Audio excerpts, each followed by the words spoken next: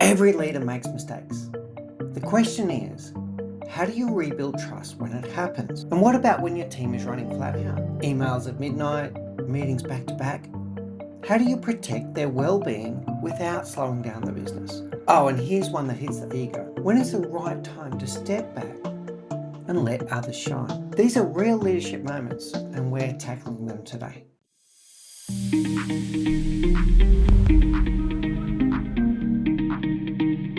Welcome back to the Leadership Project Q&A series. I'm your host, Mick Spiers, and in every episode, we tackle real questions from real people about the challenges that make or break leaders. The questions you don't find in the manual, the ones that test your values, your patience, and sometimes your identity as a leader. Today, we're talking about trust, burnout, and letting go. So let's dive in. Question 1. How do I rebuild trust after making a big leadership mistake? I recently made a call that turned out badly, really badly. It impacted my team's work and cost us credibility with leadership. I feel like my team's trust in me has taken a hit. How do I rebuild it, and is that even possible? First of all, yes, it's possible. But here's the thing. Rebuilding trust takes longer than breaking it. The first step is owning the mistake and taking accountability. This can convert a bad situation into one that builds trust, and match that with radical ownership. Not just saying, sorry, I made a mistake, but being specific about what it was. Then you've got to demonstrate change over time. Words are important, but consistency is what restores confidence. That might mean inviting more input into making big calls, being transparent about your rationale or reasoning, and showing that you've learned, not just apologized. And here's the vulnerability part. Don't try to manage the optics. People can smell inauthenticity a mile away. Instead, model what you want to be in their honesty, accountability, and growth. Remember, trust is earned in drops and lost in buckets. Be patient with the drops. Question 2. How do I support my team's well-being when work never stops? I lead a high-performing team in a fast-moving industry. The pace is relentless, and even when we hit goals, the next target is already on the board. I want to protect my team from burnout, but I also can't slow the business down. How do I balance it? This is one of the biggest leadership tensions today, performance versus well-being. And here's the truth. If you don't protect your team's energy, you will lose performance through burnout, disengagement, or turnover. Even Olympic athletes do not run at full speed every single day. 3 things to think about. Model healthy boundaries yourself. If you're sending emails at midnight, you're signaling that that's normal. If you take breaks and protect downtime, you give permission for them to do the same. Prioritize ruthlessly. Not everything that's urgent is important.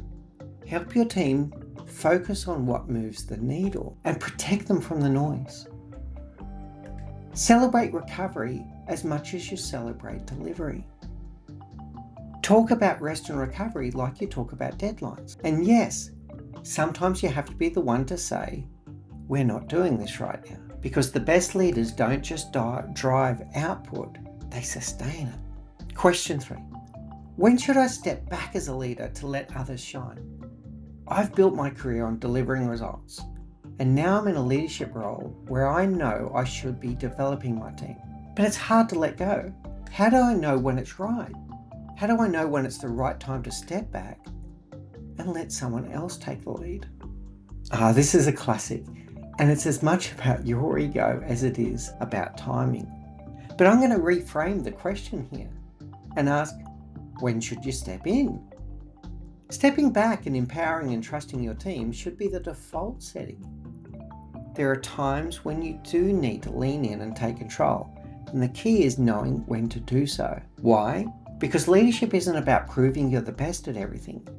It's about proving you can grow others to be their best, to be a multiplier. Stepping back can mean giving someone else the lead on that presentation, letting them run the project meeting while you observe, and publicly crediting them for the outcome, not yourself. The first few times you might itch to step in. That's natural. but resist. Because the day your team starts shining without you in the spotlight, that's the day you know you're really leading. Your job is to give them opportunities for them to learn and grow. Your job is to be a multiplier, not to be the bottleneck in the business, and to create the environment where they feel like they matter, where they feel seen, where they feel heard, where they feel like they are valued. So whether you're rebuilding trust, protecting your team from burnout, or knowing when to step back and when to step in, these moments define us as a leader. They're not always comfortable, but they're where the real growth happens, both for you and your team. If you've got a leadership question of your own, drop it in the comments or send it my way. You never know, it might feature in the next episode. Until then, stay curious, stay kind, and lead with purpose.